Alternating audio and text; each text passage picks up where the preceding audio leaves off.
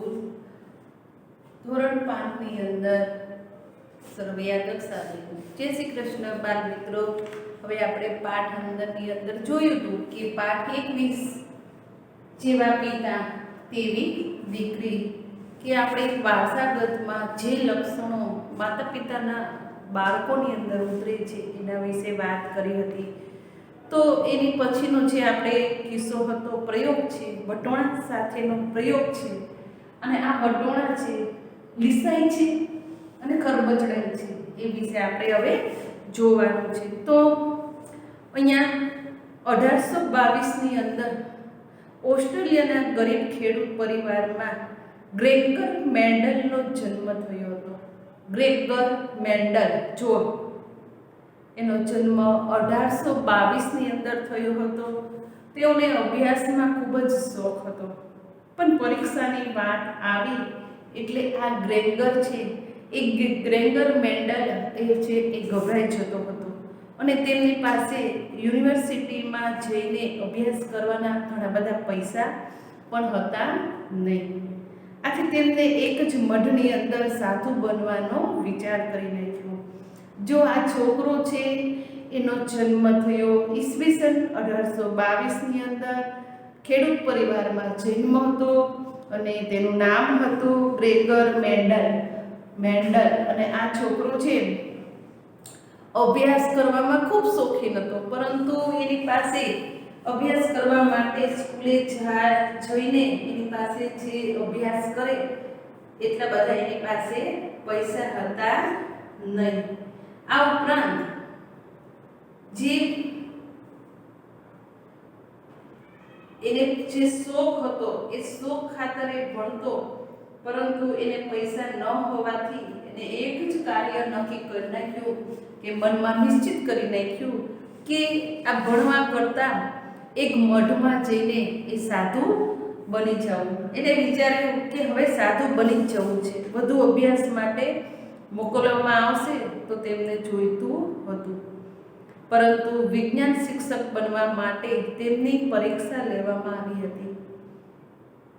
હવે આ છોકરો છે એને ભણવું હતું, ખૂબ જ ભણીને આગળ નીકળવું હતું, અને ધીરે ધીરે એ ભણતો તો ગયો, પણ અનેક વાર એના મનમાં વિચાર આવતા હતા કે પૈસાની દ્રષ્ટિએ એ પાછળ પડતો હતો। જ્યારે એને થયું કે આ ભણવા કરતાં સાધુ બની જાવ મઢમાં જઈને તો કોઈ પૈસાનું ટેન્શન આવે નહીં અને ચિંતા કોઈ આવે નહીં, પરંતુ આ વિચારની સાથે સાથે એ ભણતો ગયો। ભણવાની સાથે સાથે એ વિજ્ઞાન ટીચર બનવા ઈચ્છતો હતો। અરે ના, તે એટલા બધા ગભરાઈ ગયા કે પરીક્ષામાંથી ભાગીને જતા રહ્યા અને નિષ્ફળ થયા। એક દિવસ વિજ્ઞાનના શિક્ષક બનવા માટે એને પરીક્ષા આપવી પડી હતી, અને આ પરીક્ષા દેવા જ્યારે એ જાય છે યુનિવર્સિટીની અંદર અને આ પરીક્ષા દે છે, ત્યારે એ પરીક્ષા દેતા એટલા બધા ગભરાઈ ગયા ને તો પરીક્ષા આપી જ નહીં, એને પેપર છોડીને એ ભાગી ગયા। તેમને પ્રયોગ કરવાનું બંધ ના કર્યું, એ ગભરાઈ ગયા, લખવામાંથી ગભરાઈ ગયા, પરંતુ એને પ્રેક્ટિકલ જ્ઞાન ઘણું બધું હતું, એટલે એને ભણ્યા નહીં છતાં એના પ્રયોગો છે એ શરૂ રાખ્યા। તેમને 7 વર્ષો સુધી સાધુના મઢમાં જઈ બગીચાના 28,000 છોડ પર પ્રયોગ કર્યો। તેમને સખત મહેનત કરી, ઘણા અવલોકનો ભેગા કર્યા અને ઘણી બધી શોધો કરી અને 28,000 છોડ જે હતા એની ઉપર એને પ્રયોગ કર્યો ને કંઈક એવું શોધ્યું કે જે તે સમયના વૈજ્ઞાનિકો પણ સમજી ના શક્યા। મેન્ડલના મૃત્યુના ઘણા વર્ષો પછી પણ જ્યારે અન્ય વૈજ્ઞાનિકો આ પ્રયોગો કર્યા ને ત્યારે એને મેન્ડલે જે પહેલેથી જ લખ્યું હતું તે વાંચ્યું અને તેઓ સમજી શક્યા। જ્યારે મેન્ડલ આ પ્રયોગ કર્યા હતા એ બધાની નોંધ એક ડાયરીમાં લખી હતી, અને મેન્ડલ જ્યારે ગુજરી ગયો ત્યારે પાછળથી ઘણા બધા વૈજ્ઞાનિકો આ બધા પ્રયોગો કર્યા હતા, પરંતુ એ પ્રયોગો કરી ન શક્યા, અને એને ડાયરીમાં જે પ્રયોગોનો અહેવાલ લખ્યા હતા એ અહેવાલ હતા, અને એ અહેવાલ ઉપરથી આ વૈજ્ઞાનિકો એના પ્રયોગો છે એ કરતા હતા। મેન્ડલે એ છોડમાં શું શોધ્યું હતું તેમને શોધી કાઢ્યું કે વટોણાના છોડમાં કેટલાક લક્ષણો જોવા મળે છે કે જે જોડીમાં જ હોય છે. અને જેમ કે બીજ ખરબચડા છે તો લીસા, તે પીળો છે કે લીલો છોડ, ઊંચો છે કે નીચો, તે સિવાય કંઈ નહીં. બસ છોડના બીજ ખરબચડા અને લીસા હોય તે છોડની આવનારી પેઢીના છોડને બીજ પણ ખરબચડા કે લીસા થશે. ઘણા બધા 28,000 છોડ ઉપર એને નિરીક્ષણ કર્યું, પણ તને એને કંઈ ન શોધ્યું. છોડ ઊંચો છે કે નીચો છે, જોડીમાં છે કે સિંગલ છે, એવું કાંઈને દેખાણું નહીં. એક જ કે વટોણાના બીજ લીસા છે અને ખરબચડા છે. તો કે આવનારી જે પછીનો છોડ આવશે અને આવનારી જે પેઢી આવશે એમાં એ છોડ છે એ પણ લીસા અને ખરબચડા જ હશે, એવું એને શોધ્યું અને તારણ બતાવે છે. બીજા છોડ ખરબચડા અને થોડા લીસા એવા મિશ્રિત ન હતા. આવું જ તેમને રંગ સાથે પ્રયોગ કરતા પણ જોવા મળ્યું. તેને બીજ લીલા કે પીળા હોય કે નવા બીજ હોય કે લીલા પીળા આવે, બીજની નવી પેઢીમાં લીલા કે પીળા રંગનું મિશ્રણ ન હતું. એક પેઢીની અંદર જે બીજ છે એ લીસા અને ખરબચડા આવે છે, તો બીજી પેઢીમાં આ લીલા પીળા કે ખરબચડા એ આવતું નથી. મેન્ટલે દર્શાવ્યું કે આવનારી પેઢીના વટોણાના છોડની અંદર પીળા બીજવાળા છોડ જ વધુ હશે. તેમને પણ એવું પણ લખ્યું હતું કે આવનારી પેઢીના વટોણાના છોડ લીસા બીજ ધરાવતા હશે અને કેવા અદ્ભુત હશે. જો એને એક જે છોડ હતો, 1 વર્ષનો જે પાક હતો વટોણાનો, એમાં એને દર્શાવી નાખ્યું કે આવા બીજ જોવા મળશે. અને બીજા છોડમાં જે એને જોયું તો કે લીસા, ખરબચડા અથવા કે આવા છોડ બીજ જોવા મળશે. આવું બધું લખાણ લખીને પોતાની ડાયરી મૂકીને અંદર એ ગયો ત્યારે એના બીજા વૈજ્ઞાનિકો હતા એ આ ડાયરીમાંથી શોધીને કેટલું બધું સંશોધન કરે છે. હવે પાના નંબર 199 ઉપર જો બેટા, થોડુંક પરિવારમાંથી અને થોડુંક પરિસ્થિતિઓમાંથી આપણને જે કંઈ જોવા મળે છે એ વસ્તુનું અહીંયા નિરૂપણ આપ્યું છે. વિભાને તેના નાનજીના મોટેથી હસવાના અવાજ ઉપરથી દૂરથી જ ખબર પડી જતી હતી. વિભા નામની છોકરી છે અને એ છોકરી એટલી બધી ખડખડાટ હસતી હોય છે કે એ ખરબરાટ હસતીની સાથે એ નાનજીના મોટા હસવાના અવાજ ઉપરથી એને ખબર પડી ગઈ કે તેઓ આવી રહ્યા છે. નાનજી ધીમે ધીમે મોટા અવાજે વાત પણ કરે છે અને તેમને સાંભળવામાં તકલીફ પણ પડે છે. જો આ નાનજી છે એ એટલો બધો ખડખડાટ હસતો હોય ને કે વિભા નામની છોકરી જે છે ને એને ખબર પડી જાય કે નાનજી આવે છે.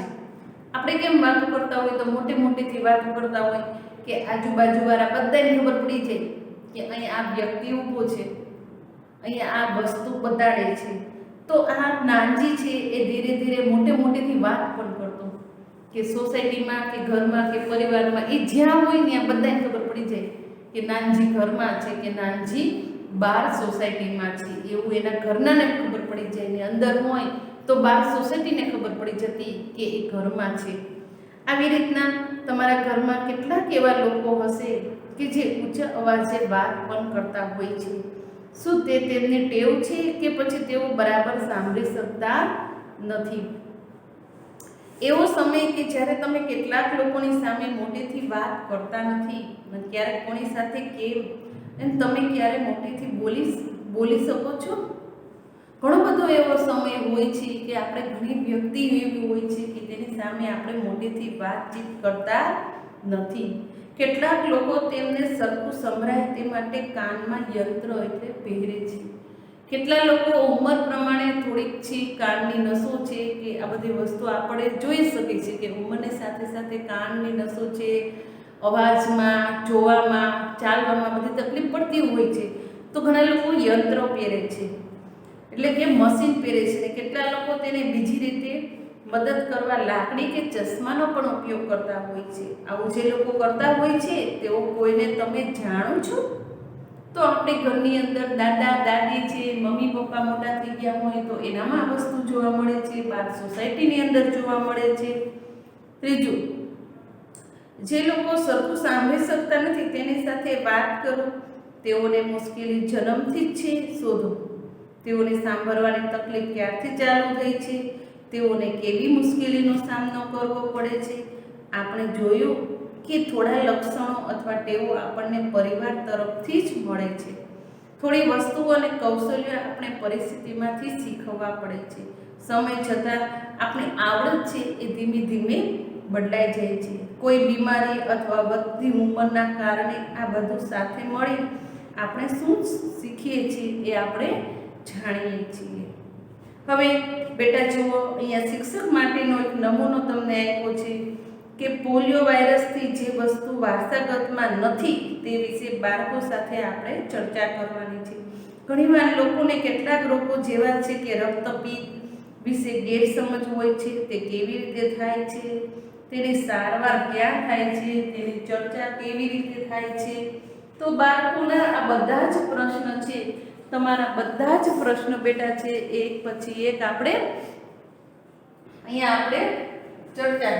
હવે આપણે પાઠ છે 21મો બેટા. તો 21મા પાઠની અંદર જેવ્યા પિતા એની દીકરી એ પાઠ આપણો અહીંયા સંપૂર્ણ પૂર્ણ થાય છે. તો પાઠની અંદર જે આપણે વારસાગત જે લક્ષણો હતા એ આપણે જોયા. હવે આપણી પાસે સમય છે તો પાઠ છે એ આપણે પાઠ છે 21મો લઈ લઈએ છીએ સાથે 22મો. બરોબર, પાઠ છે 22.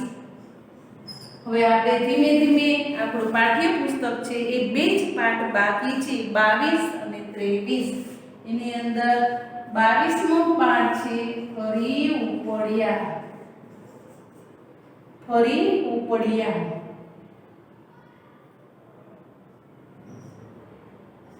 બરોબર.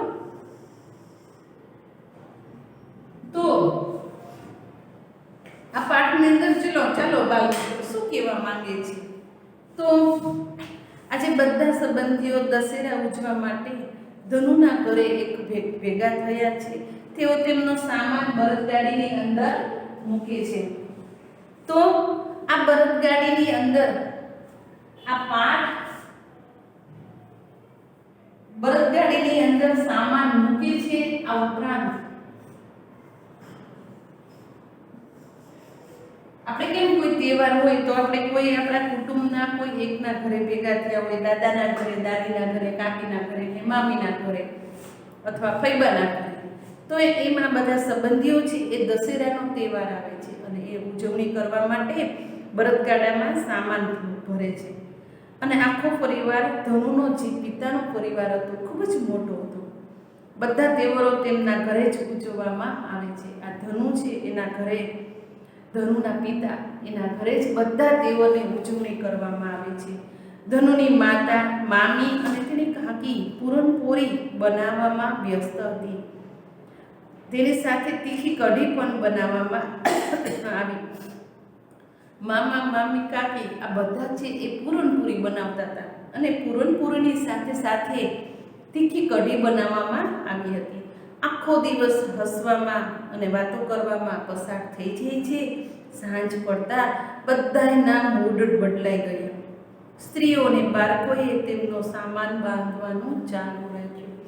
આખો દિવસ રસોઈ બનાવી, પૂરણપોળી બનાવી, પરંતુ સાંજ પડ્યું ને તો ચહેરા ઉપરની જે ખુશી હતી ને એ ધીરે ધીરે ઓછી થતી ગઈ. આવા મૂડની અંદર પોતાના સામાન બધાએ બાંધવાનું ચાલુ રાખ્યું. પુરુષો જે કામ કરતા હતા એ કામ છે એ પ્રતિનિધિ સાથે બેઠા હતા. મુકાદમ તરીકે પરિવારે લીધેલી લોનની વિગત આપતો હતો. જો પરિવારની અંદર એક મેઇન પુરુષ હોય છે અને એ મેઇન પુરુષની અંદર આ જે વ્યક્તિ હતી મુકાદમા, એ લોન વિશેની વાત ચાલી રહી હતી. આગળના થોડા મહિનાઓ માટે વાત થઈ ગઈ. મુકાદમ ગામ લોકોને આગળના 6 મહિના તેઓને કયા વિસ્તારમાં જવાનું રહેશે તે સમજાવતો હતો. તેઓને તેમના ખર્ચા માટે થોડા પૈસાની લોન આપે છે અને ધનુને યાદ છે કે આ નિયમિતપણે થતું રહેતું હતું.